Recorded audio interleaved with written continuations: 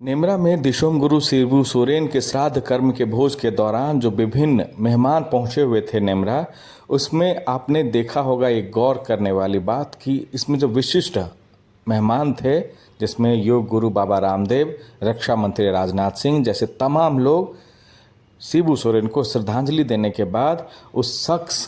से मिलने जा रहे थे, उस शख्स को नमन कर रहे थे जिसने आंदोलन करने वाले अबू अराज के महानायक का जीवन भर साथ दिया है। जी हाँ, मुख्यमंत्री हेमंत सोरेन की मां रूपी सोरेन।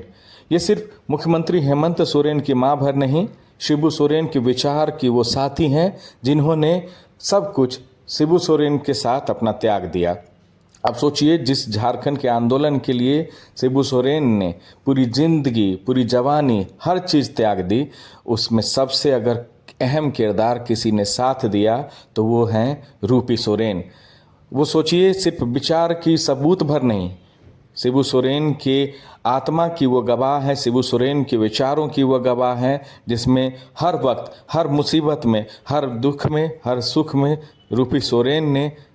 शिबू सोरेन का साथ दिया। और ना सिर्फ शिबू सोरेन का साथ दिया, बल्कि परिवार को मजबूत रहने में और परिवार को मजबूत रखने में एक अहम कड़ी निभाई। वो वक्त उन पे सबसे ज़्यादा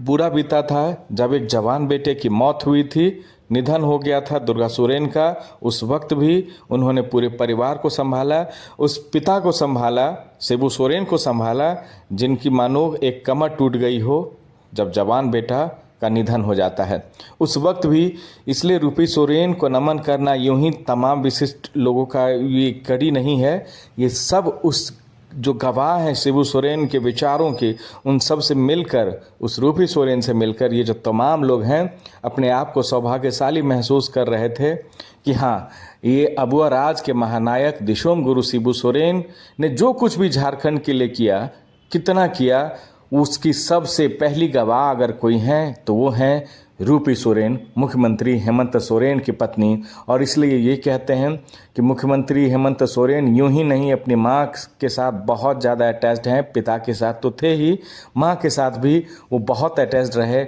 हर वक्त अपनी माँ से, अपने पिता के